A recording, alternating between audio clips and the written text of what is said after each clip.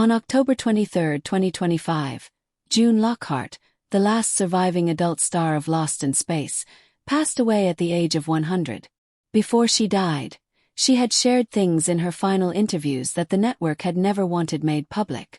This is the story of everything that was buried for 60 years inside the Jupiter 2. These people carried secrets their entire lives. And now, finally, every single one of those secrets can be told. There is something about outliving nearly everyone you ever worked with that makes a person stop guarding a story. When the cameras roll for what might be the very last time, careful words give way to honest ones. That is precisely what happened in the final years of the Lost in Space cast. By 2025, only 3 members of the original Robinson family remained alive. Bill Mumy, who had played the boy genius Will Robinson from age 10 to 14, had turned 72. Angela Cartwright, his television sister Penny, had reached 73. Marta Kristen, who played the eldest daughter Judy, had turned 81. And before June Lockhart, the mother of the Robinson family, died peacefully in Santa Monica, she had already been speaking with a candor she had never allowed herself in the previous 6 decades. In her final interviews, Lockhart described what it truly felt like to learn that Lost in Space had been cancelled. There was no phone call. No producer sat her down and thanked her for 3 years of dedicated work. She found out by reading a small notice buried in the entertainment section of her morning newspaper. That was the entire farewell that CBS extended to the cast of one of the most widely watched science fiction programs in American television history. Lockhart was not alone in carrying that wound.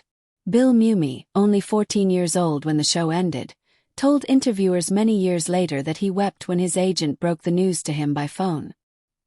He had spent the entire final season completely convinced that a 4th season was already secured.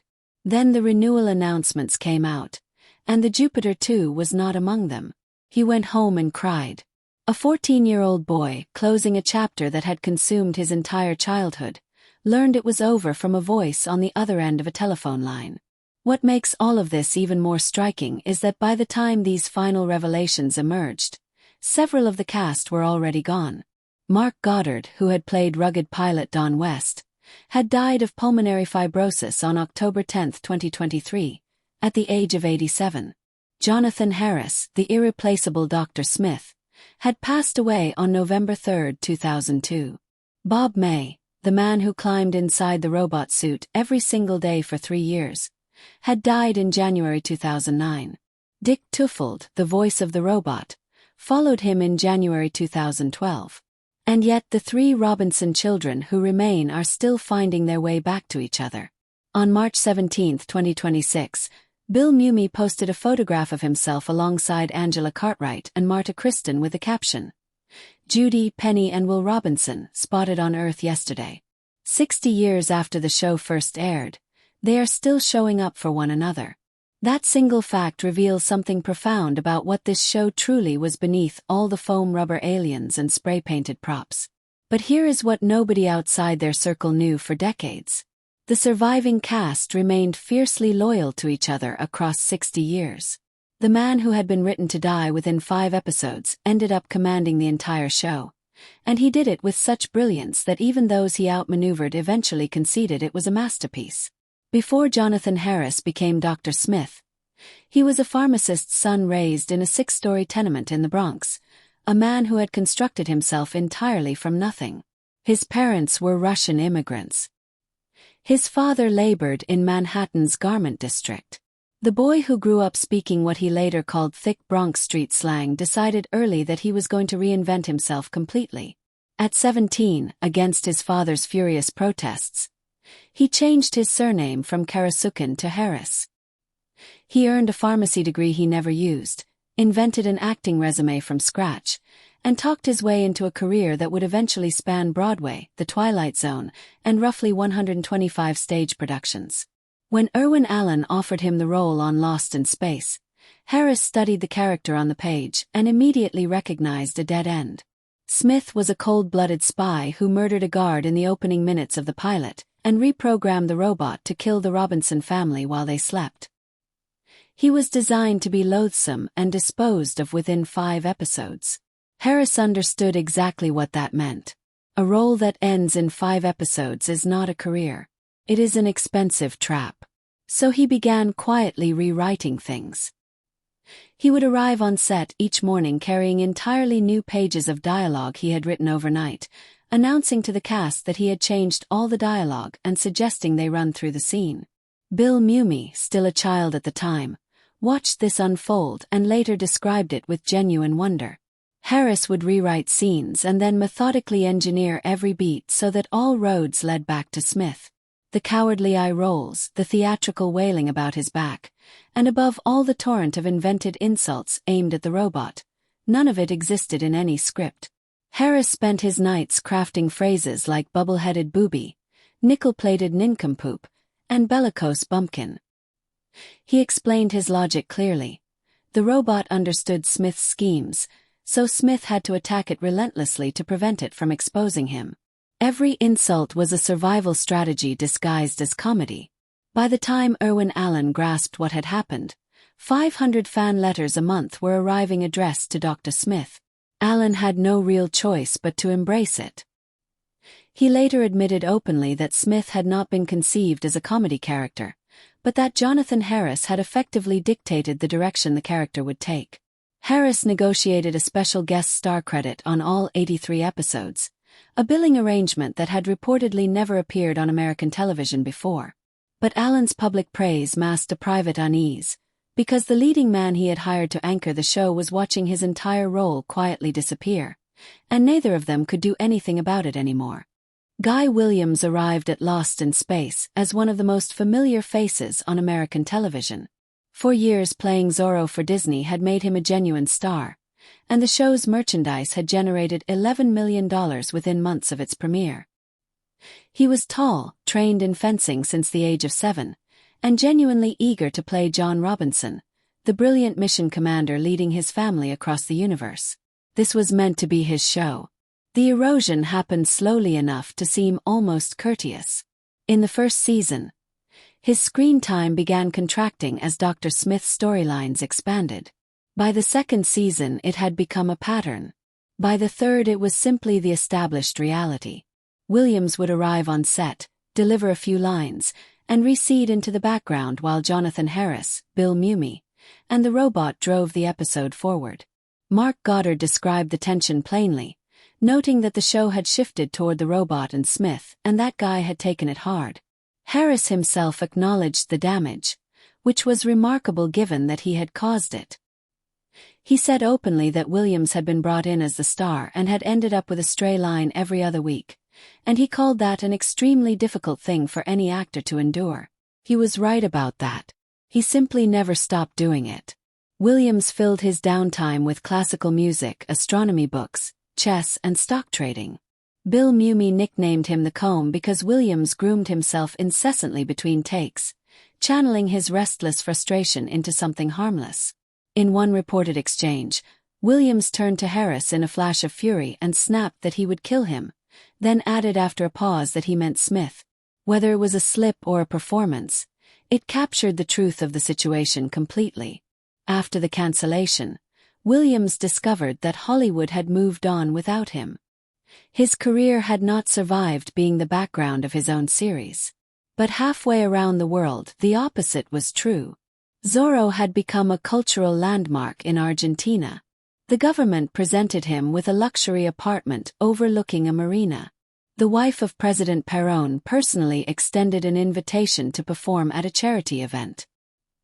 He spent the final 21 years of his life living as something approaching royalty in a country that had never stopped caring about what he had given them. On May 6, 1989, friends who had grown concerned by his silence asked police to check on him at his Buenos Aires apartment. Officers found him alone. A ruptured brain aneurysm had taken his life roughly a week earlier. He was 65 years old. No one had known because he was living alone in an era before mobile phones existed. The man who had been promised the lead of a television series died undiscovered, in a country that had cherished him far more than the industry that created him ever did. Bill Mumy said it simply. After the show ended, he never saw Guy again. Not once. Every child who watched Lost in Space in the 1960s adored the robot. It swung its accordion arms, issued urgent warnings, and somehow radiated warmth despite being constructed entirely from metal and rubber. For 3 years, the person physically inhabiting that machine was enduring suffering that the production company had quietly chosen to ignore. Bob May stumbled into the Lost in Space audition by accident while pursuing a completely different job at 20th Century Fox. Irwin Allen's team directed him to try on the robot suit. The test was brutal in its simplicity. If you fit, you are hired. When May climbed out of the suit after his first session inside, he was bleeding from cuts left by the metal edges. He accepted the job anyway. The suit weighed close to 200 pounds. Beneath the studio lights, the temperature inside climbed to what May later compared to a personal jacuzzi and sauna operating simultaneously. The costume sealed almost airtight around him. On at least 2 confirmed occasions during the 3-season run, May lost consciousness inside the suit from oxygen deprivation. His eyes rolled back, his body went limp, and crew members scrambled to realize something had gone wrong.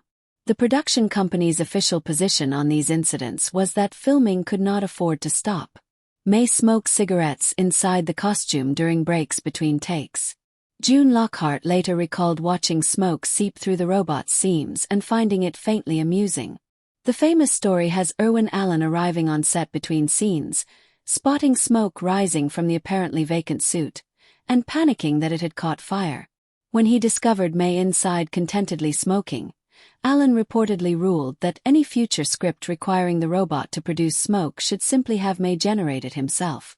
Despite being the physical presence behind every gesture that made the robot one of television's most beloved characters, Bob May was never once credited on screen across the entire original run. Not a single episode in 3 seasons carried his name. The practical result was reduced pay and drastically lower residuals. While Lost in Space expanded into a global franchise generating decades of licensing revenue, May and his wife Judith were living in a mobile home park in the San Fernando Valley. In November 2008, the Sayre fire burned their home to the ground. 2 months afterward, May died of congestive heart failure at the age of 69. What shaped his final years was not resentment but an almost overwhelming generosity. He became one of the most treasured figures on the science fiction convention circuit, remaining at signing tables until the very last fan had their moment regardless of how long it required. He once said he would stay at any convention until the last fan was finished or the cleaning crew made him leave. A man whom the industry had rendered invisible chose, deliberately and consistently, to make certain that no fan ever felt invisible standing before him. The robot smiled through 60 years of reruns and never once revealed what was happening inside. The show itself functioned the same way. Before any of those cameras ever rolled, Irwin Allen had attempted to create something entirely different, and the network had buried it before it could draw a single breath. Before there was a robot, before there was a Dr. Smith, before there was a single foam rubber alien or a recurring catchphrase, there existed a 60-minute film that Irwin Allen believed represented the finest work of his career. He was mistaken about a great many things over the years, but on this particular point he was very likely correct. The original Lost in Space pilot, titled No Place to Hide, was shot in late 1964 at a cost of approximately $600,000, making it the single most expensive television pilot ever produced up to that moment. The cinematographer was a 3-time Academy Award winner. The special effects supervisor would go on to win an Oscar himself. The writer would later contribute scripts to Star Trek. Allen assembled financing from CBS, 20th Century Fox, Red Skelton, and Groucho Marx. The story was lean and completely serious. The Robinson family launched toward Alpha Centauri, was knocked off course by a meteor storm, and crash-landed on an alien world where survival demanded everything they had. Both parents held doctoral degrees. The children were prodigies. There was no villain, no comic relief, no robot, no internal scheming. It held together like a real film. Young Will Robinson sat beside a campfire and sang Greensleeves. It was a story about exceptional people confronting genuine danger through intelligence and unity. When Allen screened it for CBS executives, He anticipated measured professional reactions. Instead, they laughed with pleasure and bought the series on the spot. Then they presented him with a list of conditions. The pilot was too centered on hardware and machinery. They needed a recurring antagonist capable of generating conflict each week without requiring new external threats to be invented from nothing. Allen proposed Ming the Merciless. His story editor argued for something closer in spirit to Long John Silver. They agreed on Dr. Zachary Smith. CBS also demanded a robot. The ship was redesigned from the ground up. The original Sirius pilot was sealed in a storage vault. Approximately 80% of that footage was eventually carved apart and embedded into the first 5 episodes of Season 1. Dr. Smith and the robot were conveniently scripted as having remained aboard the ship during those sequences, accounting for their absence from footage that had been shot nearly a year before either character existed. The series premiered on September 15, 1965. 2 details that rarely get mentioned. The Jupiter 2 interior set cost $350,000 to construct, making it the most expensive permanent television set of its time, exceeding even the cost of the entire Enterprise bridge on Star Trek. And the theme music was written by a 24-year-old named Johnny Williams, who would later become John Williams and compose the scores for Star Wars, Jaws, and Indiana Jones. The Sirius vision Allen had originally pursued was replaced with something the network could package and sell, and for 2 seasons that calculation worked brilliantly.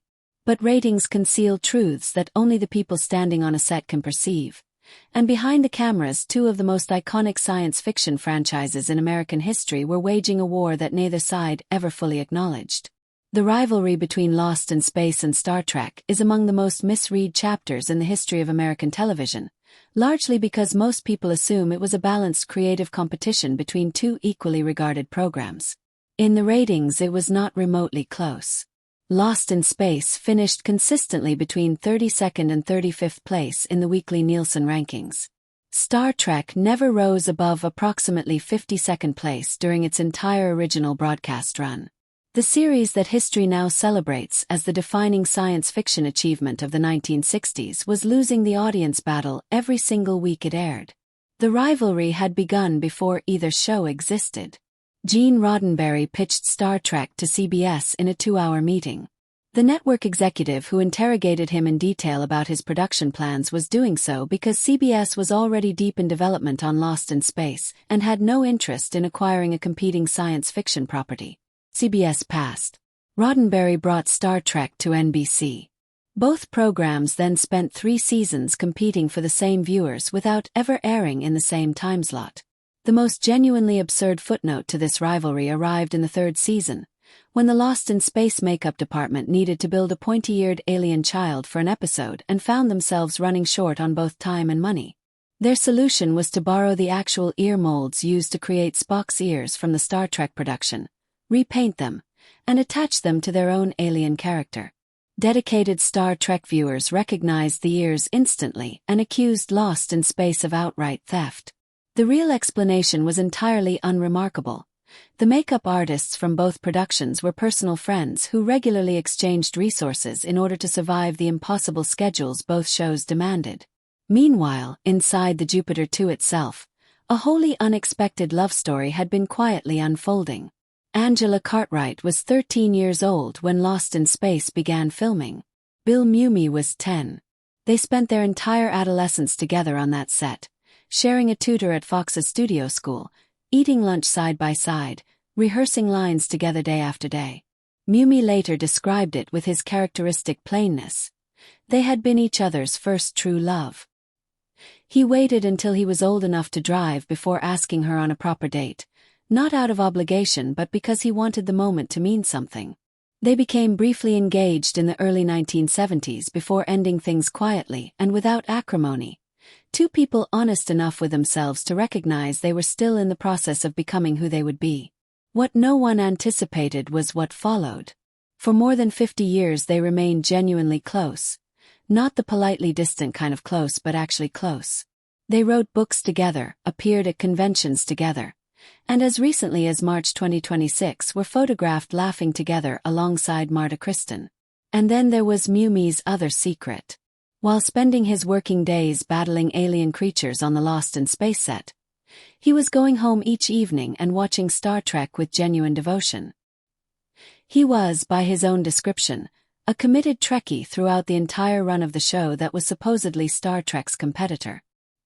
He eventually made it official by appearing in a Star Trek Deep Space Nine episode in which his character, a Starfleet officer named Kellen, is killed in battle.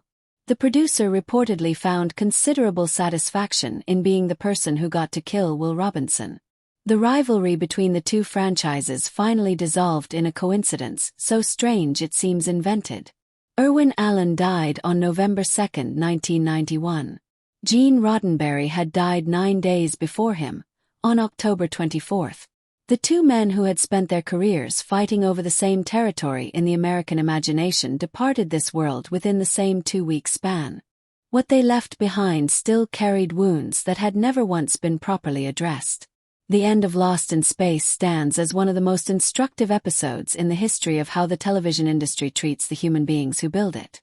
The show produced 83 episodes across 3 seasons. It never received a finale. The Robinson family was never saved. They never reached Alpha Centauri. They never came home. The final episode ended with the family still marooned on a distant world, every member of the cast operating under the complete assumption that they would be back in 8 weeks for a 4th season that was never going to be ordered. The cancellation came down to a single negotiation that Irwin Allen refused to lose on principle. CBS offered renewal with a 15% reduction in the budget. Allen refused. Jonathan Harris later recounted this story with a complicated mixture of respect for Allen's pride and frustration at what that pride had cost everyone. The show was not cancelled because audiences had stopped watching. It was cancelled because the producer would not accept less money. CBS made the announcement on February 19, 1968. June Lockhart read it in her newspaper over breakfast. Marta Kristen received a phone call and described herself as completely speechless. Bill Mumy cried.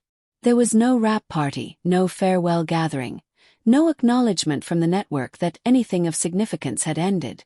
The show had been telegraphing its distress for months before CBS finally acted. The episode that now stands as the purest emblem of Lost in Space's creative unraveling aired during the final season and bore the title The Great Vegetable Rebellion.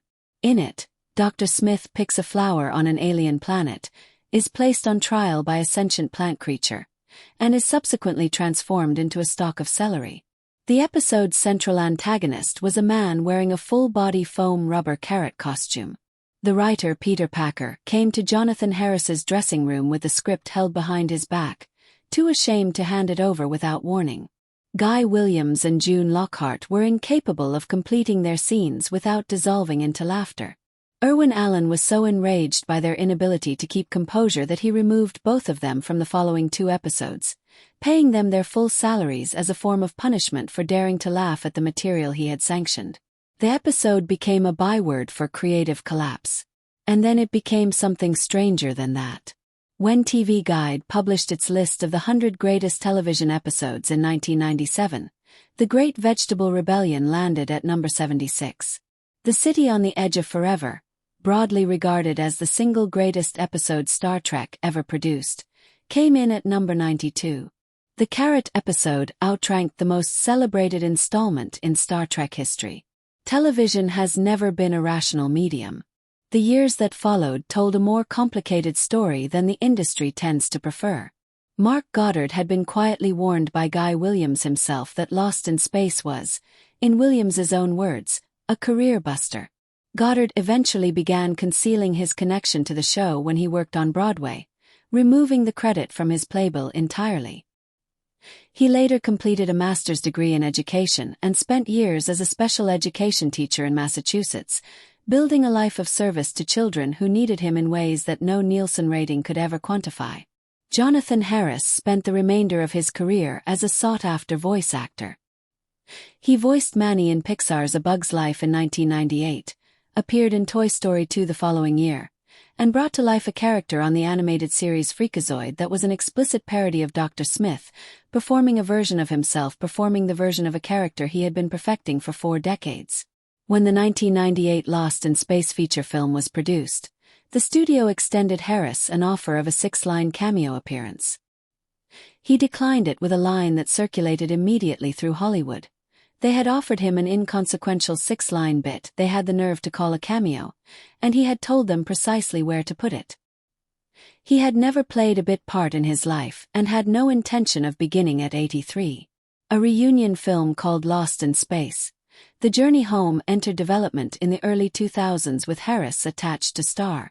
Then in November 2002, Harris was admitted to hospital for a persistent back condition, the very same back that Dr. Smith had dramatized with such extravagant suffering across 3 television seasons, and died of a blood clot. He was 3 days from his 88th birthday. The reunion film died alongside him. Bill Mumy delivered one of the eulogies at his funeral. Angela Cartwright wrote afterward that she could still hear precisely the particular way Harris had always said her name. The Netflix reboot that aired between 2018 and 2021 found a graceful way to honor what had come before.